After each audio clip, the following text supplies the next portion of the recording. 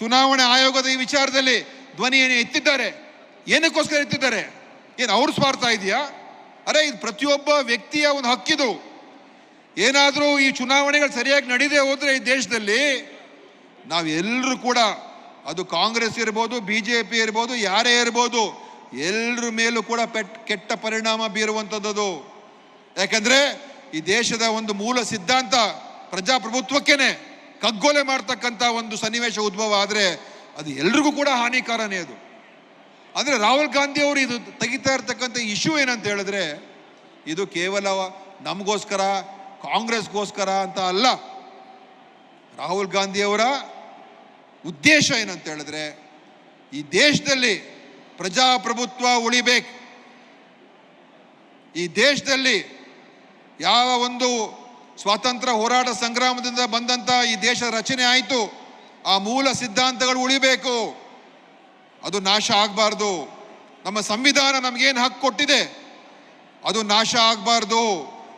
ಅದಕ್ಕೋಸ್ಕರ ರಾಹುಲ್ ಗಾಂಧಿ ಅವರು ಮತ್ತು ಕಾಂಗ್ರೆಸ್ ಪಕ್ಷ ಇವತ್ತು ಈ ಧ್ವನಿಯನ್ನು ನಾವು ಎತ್ತುತ್ತಾ ಇದ್ದೇವೆ. ಇದು ನಮಗೋಸ್ಕರ ಅಲ್ಲ, ಕಾಂಗ್ರೆಸ್ಗೋಸ್ಕರ ಅಲ್ಲ ಸ್ವಾಮಿ, ಇದು ಎಲ್ರಿಗೋಸ್ಕರ ಮಾಡ್ತಾ ಇರ್ತಕ್ಕಂಥ ಹೋರಾಟ. ಇದು BJP ಅವ್ರಿಗೂ ಕೂಡ ಮಾಡ್ತಾ ಇರ್ತಕ್ಕಂಥ ಹೋರಾಟ. ಯಾಕಂದರೆ ಅವರ ಒಳ್ಳೆದಕ್ಕೂ ಕೂಡ ಇದು ನಾವು ಮಾಡ್ತಾ ಇರ್ತಕ್ಕಂಥದ್ದು. ಈ ದೇಶದ ಒಳಿತಕ್ಕೋಸ್ಕರ ಮಾಡ್ತಾ ಇದ್ದೇವೆ ಹೊರತು ಬೇರೆ ಇನ್ಯಾರಿಗೋ ಬೇರೆ ಇನ್ನೇನು ಇದರಲ್ಲಿ ಸ್ವಾರ್ಥ ಇಲ್ಲ. ಇದು ಇವತ್ತು BJP ಅವರು ಏನು ಮಾಡಕ್ಕೆ ಹೊರಟಿದ್ದಾರೆ. ಇವತ್ತು ದೇಶದ ಆರ್ಥಿಕ ವ್ಯವಸ್ಥೆ ಕುಲ್ಗೆಟ್ಟು ಹೋಗಿದೆ.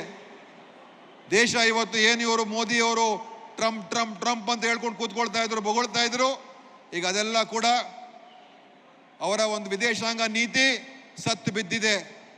ದೇಶದ ನಮ್ಮ ಭಾರತ ದೇಶ ಹಿಂದೆ ಎಲ್ಲ ನೆಹರು, ಇಂದಿರಾ ಗಾಂಧಿ, ರಾಜೀವ್ ಗಾಂಧಿ, ಮನಮೋಹನ್ ಸಿಂಗ್, ವಾಜಪೇಯಿ, ನರಸಿಂಹರಾವ್ ಇವರೆಲ್ಲ ಇದ್ದಾಗ ಇಡೀ ವಿಶ್ವದಲ್ಲೇ ನಮ್ಮ ಒಂದು ದೇಶಕ್ಕೆ ಒಂದು ಗೌರವ, ಮಾನ್ಯತೆ, ಸ್ನೇಹಿತರು ಇರ್ತಾ ಇದ್ರು ನಮ್ಮ ದೇಶಕ್ಕೆ. ಆದರೆ ಇವತ್ತು ನಾವು ಏಕಾಂಗಿಯಾಗಿದ್ದೇವೆ. ನಮಗೆ ರಷ್ಯಾನೂ ಬೆಂಬಲ ಕೊಡಲ್ಲ, ಚೈನಾನೂ ಬೆಂಬಲ ಕೊಡಲ್ಲ, ಅಮೆರಿಕನೂ ಬೆಂಬಲ ಕೊಡಲ್ಲ, ಯುರೋಪು ಬೆಂಬಲ ಕೊಡಲ್ಲ, ಯಾರೂ ಕೊಡಲ್ಲ. ಆದ್ರಿಂದ ಇಂಥ ಪರಿಸ್ಥಿತಿ, ಏಕಾಂಗಿಯಾಗಿರುವಂಥ ಪರಿಸ್ಥಿತಿ ನಮ್ಮ ದೇಶ ಇದೆ. ಯಾಕಿದು ಬಂತು? ಯಾಕೆಂತ ಹೇಳಿದ್ರೆ, ನಮ್ಮ ಯಾವ ಒಂದು ತತ್ವಕ್ಕೆ, ಸಿದ್ಧಾಂತಕ್ಕೆ ದೇಶ ನಿಂತಿತ್ತು, ಮನುಷ್ಯತ್ವಕ್ಕೆ, ಮಾನವೀಯತೆ ಬೆಳಿಬೇಕು, ಉಳಿಬೇಕು ಈ ಪ್ರಪಂಚದಲ್ಲಿ, ಮತ್ತು ಎಲ್ಲೆಲ್ಲಿ ಅನ್ಯಾಯ ಆಗುತ್ತೆ ಅದರ ವಿರುದ್ಧ ಧ್ವನಿಯನ್ನು ನಮ್ಮ ದೇಶ ಎತ್ತುತ್ತಾ ಇತ್ತು. ಪಕ್ಷಪಾತ ಮಾಡ್ತಾ ಇರಲಿಲ್ಲ. ಯಾವುದೇ ಧರ್ಮ, ಜಾತಿ ಆಧಾರದ ಮೇಲೆ ರಾಜಕಾರಣ ಮಾಡ್ತಾ ಇರಲಿಲ್ಲ. ವಿದೇಶದ ಒಂದು ಸಮಸ್ಯೆಗಳು ಬಂದಾಗ, ಅದು ಇಸ್ರೇಲ್ ಪ್ಯಾಲೆಸ್ತೈನೇ ಇರ್ಬೋದು, ಯುಕ್ರೇನ್ ರಷ್ಯಾನೇ ಇರ್ಬೋದು, ಬೇರೆ ಯಾವುದೇ ಆಗಿರ್ಬೋದು, ನಾವು ಒಂದು ನ್ಯಾಯಸಮ್ಮತವಾದಂಥ ತೀರ್ಮಾನ ಮಾಡ್ತಾ ಇದ್ದು. ದಯವಿಟ್ಟು ಜನ ಎಲ್ಲ ಒಳಗೆ ಬರಬೇಕು, ಎಲ್ಲರೂ ಕೂಡ ಕೂತ್ಕೋಬೇಕು. ಯಾಕಂದರೆ ಇನ್ನೇನು ಸ್ವಲ್ಪ ಹೊತ್ತಿನಲ್ಲಿ ರಾಹುಲ್ ಗಾಂಧಿ ಅವರು ಕೂಡ ಬರ್ತಾ ಇದ್ದಾರೆ, ಮುಖ್ಯಮಂತ್ರಿಯವರು ಕೂಡ ಬರ್ತಾ ಇದ್ದಾರೆ, ಖರ್ಗೆ ಸಾಹೇಬರು ಬರ್ತಾ ಇದ್ದಾರೆ, ಎಲ್ಲರೂ ಬರ್ತಾ ಇದ್ದಾರೆ.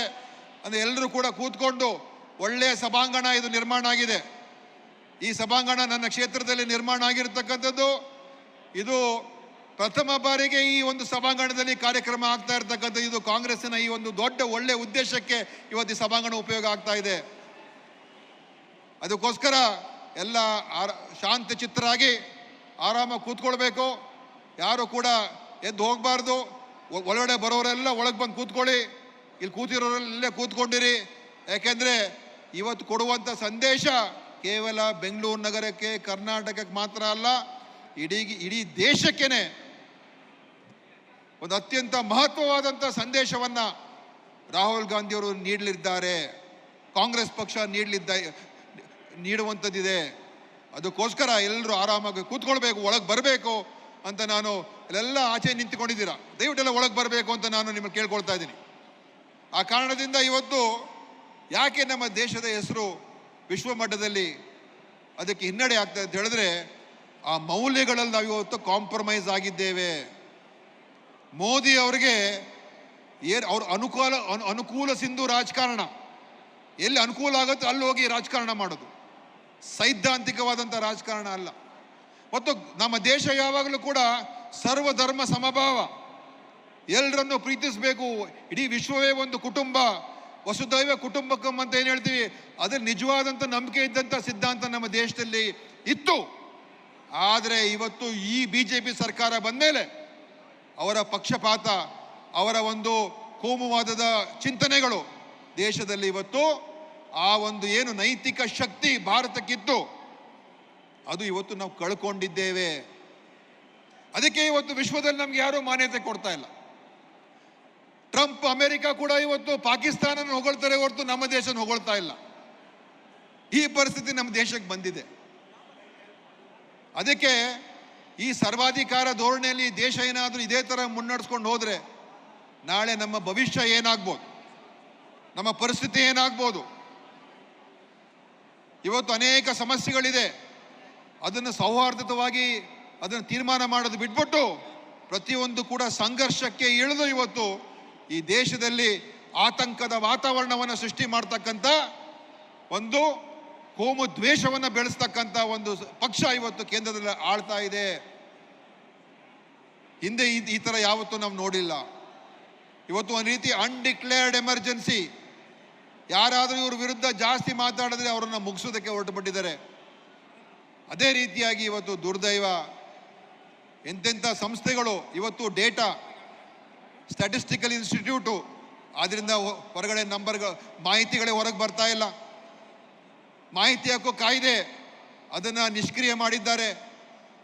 ಯಾವುದನ್ನು ಕೂಡ ಇವ್ರು ಬಿಟ್ಟಿಲ್ಲ. ಈಗ ಮಾಧ್ಯಮ ಮೊದಲು ಎಷ್ಟು ಚೆನ್ನಾಗಿ ನಮ್ಮ ದೇಶದಲ್ಲಿ ಮುಕ್ತವಾಗಿ ಅವರೆಲ್ಲವನ್ನು ಪ್ರಚಾರ ಮಾಡ್ತಾ ಇದ್ರು, ಅವ್ರಿಗೇನು ಭಯ ಇರಲಿಲ್ಲ ಮಾಧ್ಯಮಕ್ಕೆ. ಹಿಂದೆ ಯಾರ ಬಗ್ಗೆನೂ ಕೂಡ ಟೀಕೆ ಮಾಡ್ತಾ ಇದ್ರು.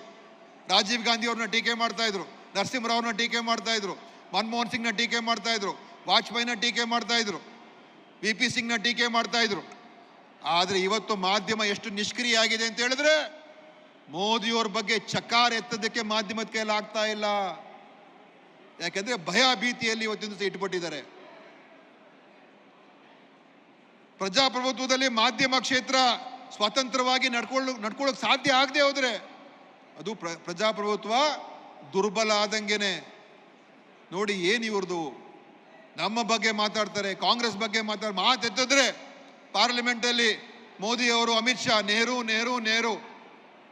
ಇಂದಿರಾ ಗಾಂಧಿ ಅದ್ರ ಬಗ್ಗೆನೇ ಮಾತಾಡ್ತಾರೆ. ನೀವು ಬಂದು ಅವರೆಲ್ಲ ದೇಶವನ್ನು ಕಟ್ಟಿದ್ದಾರೆ ಸ್ವಾಮಿ. 1970ನೇ ಇಸ್ವಿಗಳಲ್ಲಿ ನಮ್ಮ ದೇಶ ಇಷ್ಟೊಂದು ಆರ್ಥಿಕವಾಗಿ ಬಲಿಷ್ಠ ಆಗಿರಲಿಲ್ಲ. ಆದರೆ ಆ ಸಂದರ್ಭದಲ್ಲೇ ನಮ್ಮ ದೇಶಕ್ಕೆ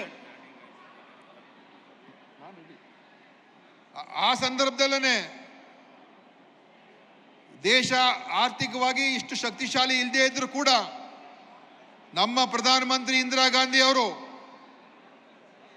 ಅಮೆರಿಕಾಗೆ ಸೆಡ್ ಹೊಡೆದು ನಿಂತಿರ್ತಕ್ಕಂಥ ಧೀರ ಮಹಿಳೆ ಇಂದಿರಾ ಗಾಂಧಿ ಅವರು. ಆ ಕಾಲದಲ್ಲಿ ಅವರು ಸೆಡ್ ಹೊಡೆದು ನಿಂತಿರ್ತಕ್ಕಂಥ ಇತಿಹಾಸ ನಮ್ಮ ಕಾಂಗ್ರೆಸ್ ಇಂದಿರಾ ಗಾಂಧಿ ಅವರ ಇತಿಹಾಸ.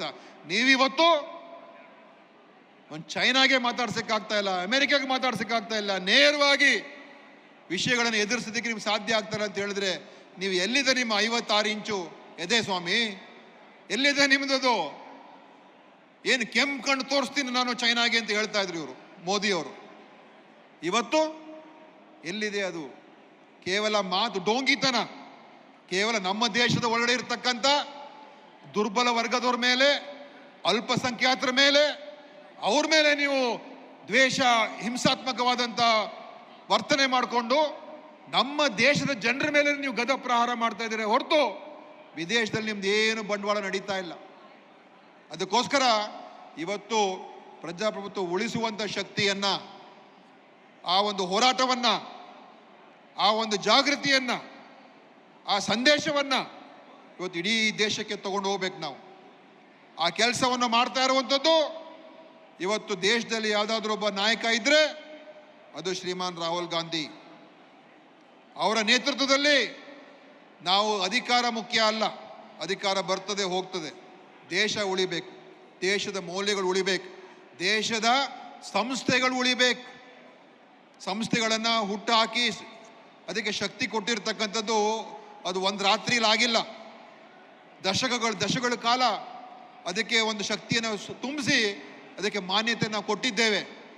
ಸುಪ್ರೀಂ ಕೋರ್ಟೇ ಇರ್ಬೋದು, ಎಲೆಕ್ಷನ್ ಕಮಿಷನ್ನೇ ಇರ್ಬೋದು, CAGನೇ ಇರ್ಬೋದು, ಯಾವುದೇ ಒಂದು ಸಂಸ್ಥೆ ಇರ್ಬೋದು, ಅದಕ್ಕೆ ನಾವು ಕಟ್ಟಿರುವಂಥ ಸಂಸ್ಥೆಗಳು, ಅದನ್ನು ನಾಶ ಮಾಡೋದಕ್ಕೆ ನಾವು ಒಪ್ಪೋದಕ್ಕೆ ಸಾಧ್ಯ ಇಲ್ಲ. ನೀವು ನಾಶ ಮಾಡೋದಕ್ಕೆ ನಾವು ಬಿಡೋದಿಲ್ಲ ಅಂತ ಸಂದರ್ಭದಲ್ಲಿ ಹೇಳಿ, ಇವತ್ತು ಈ ಒಂದು ಬೃಹತ್ ಪ್ರತಿಭಟನೆಯಲ್ಲಿ ತಾವೆಲ್ಲರೂ ಕೂಡ ದೊಡ್ಡ ಸಂಖ್ಯೆಯಲ್ಲಿ ಬಂದಿದ್ದೀರಾ, ಹೆಚ್ಚಿನ ಸಂಖ್ಯೆಯಲ್ಲಿ ಬಂದಿದ್ದೀರಾ. ತಮ್ಗೆಲ್ಲರೂ ಕೂಡ ನಾನು ಧನ್ಯವಾದವನ್ನು ಹೇಳಿ, ಇವತ್ತು ಏನು ಈ ಹೋರಾಟ ಇದೆ, ನ್ಯಾಯಕ್ಕೋಸ್ಕರ ಹೋರಾಟ, ಸತ್ಯಕ್ಕೋಸ್ಕರ ಹೋರಾಟ, ನಮ್ಮ ಪ್ರಜಾಪ್ರಭುತ್ವಕ್ಕೋಸ್ಕರ ಹೋರಾಟ, ನಮ್ಮ ಮತಕ್ಕೋಸ್ಕರ ಹೋರಾಟವನ್ನು ನಾವು ಮುನ್ನಡೆಸ್ಕೊಂಡು ನಾವು ಹೋಗೋಣ. ಕಾಂಗ್ರೆಸ್ ಕಾರ್ಯಕರ್ತರ ಇದು ನಮ್ಮ ಜವಾಬ್ದಾರಿ ಅಂತ ಹೇಳಿ ನನ್ನ ಮಾತನ್ನು ಮುಗಿಸ್ತೇನೆ. ಜೈ ಹಿಂದ್, ಜೈ ಕರ್ನಾಟಕ, ಜೈ ಕಾಂಗ್ರೆಸ್, ಜೈ ರಾಹುಲ್ ಗಾಂಧಿ.